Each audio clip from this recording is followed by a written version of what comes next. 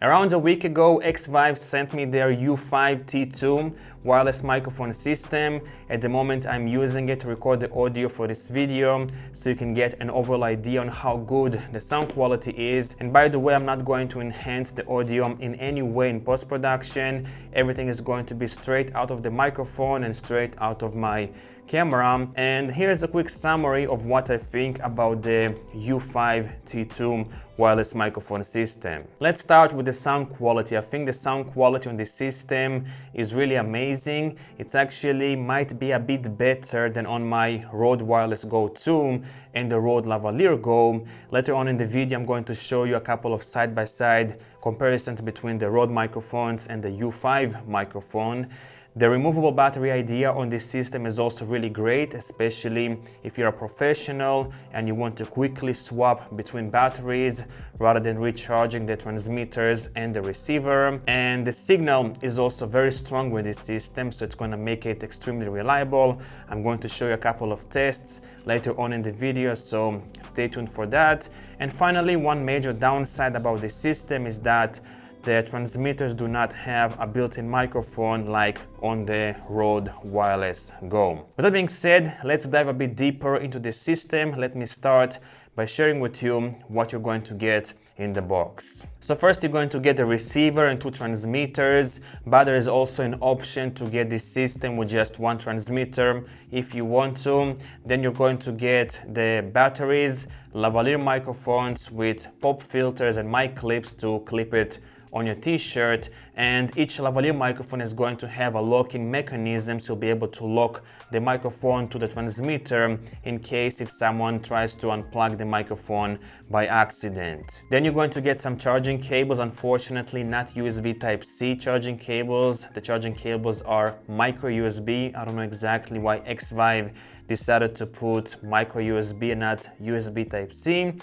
Then you're going to get a 3.5mm cable to plug to your camera, and finally you're going to get a carrying case to put everything inside, throw it inside your camera bag and use it when you need to. All this will cost you $339 for the dual transmitter version and $239 for the single transmitter version. Links, of course, would be down below in the description. Now let's take a closer look at the U5 wireless microphone system, and first I want to start with the size. So if I'm going to compare it to the Rode Wireless Go 2, you will see that the U5 is much bigger than the Go 2. The Go 2 is very compact and small. But once you're going to mount the U5 on your belt, you're barely going to feel the size and weight of this system. The only scenario that you will feel the size and weight of the U5 is when you're going to carry it inside your camera bag. Build quality feels really premium. Everything is built completely out of plastic, but premium plastic, except the belt clip, which is built out of metal. A really nice touch because you're going to mount it on your belt for like millions of times.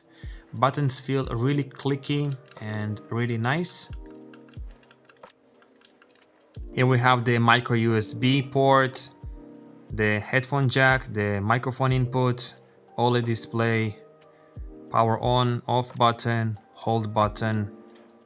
The battery life with this system is supposed to be up to 5 hours, but again, if you want to, you can buy extra batteries and then you can swap the batteries when your battery is dead, which is very nice. And in emergency situations, you can also use a power bank to power the transmitter or the receiver even without a battery. So as you can see, I don't have a battery now inside, and I'm going to power on my power bank and power on the transmitter, and as you can see, I can still use it even without any battery inside. Let me now power on the receiver and transmitter just to show you how quickly they pair to each other. So 3, 2, 1, and it takes about 5 seconds more or less for them to pair. Let me now quickly show you what each of these buttons are doing on the receiver. So here you can change the channel. You have left channel, right channel. At the moment I am paired to the first channel. Then here you can mute the transmitters, both of them at the same time. Here you can change the gain for the left channel. It's like a wheel. And here you can change the gain for the right channel. One cool thing that I want to mention is that with these knobs you can make a safety track for yourself. So for example, I'm going to put the first channel to 0 decibels, and then I'm going to put the right channel to -10 decibels, or maybe even -15 decibels. That way I'll have one channel normal gain and the second channel is going to have a negative gain just for safety, which is really cool. Then here you have a mono and stereo switch button. Now let's see what buttons you have on the transmitter. So let me flip it around. You have a plus and minus button. To again change gain, you can also change gain on the transmitters, which is cool. Then you can also mute the transmitter if you want to. Change the channel, obviously. And then here you can change between mic input and line input. If you're going to plug, for example, something like audio recorders, a guitar, or whatever other instrument, you can switch between mic input and line input. Now let's do some audio comparisons between the U5 and the Rode Wireless Go 2 and the Rode Lavalier Go. So at the moment I'm using the U5 lavalier microphone. It's right here clipped on my t-shirt, and this is how it sounds like straight out of the microphone, out of my camera. No audio enhancements at all. Check, check, check, 1, 2, 3, check, check, check, check, 1, 2, 3, check. Now let me plug in the Rode Lavalier Go to the U5 transmitter and let's see if you can hear any audio quality difference between the two. And right now I'm using the Rode Lavalier Go microphone. This is how it sounds like compared to the U5 lavalier microphone. Check, check, check, 1, 2, 3, check, check, check, check, 1, 2, 3, check.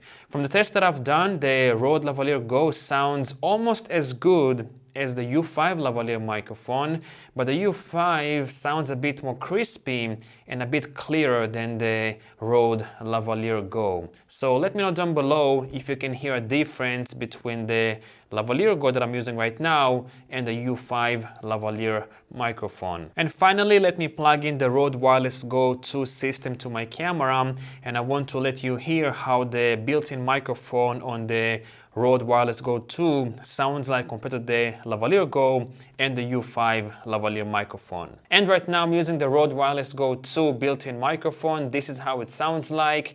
Check, check, check, 1, 2, 3, check, check, check, check, 1, 2, 3, check. Which microphone quality you prefer the most? The built-in microphone on the Go 2, the Lavalier Go, or the U5 lavalier microphone?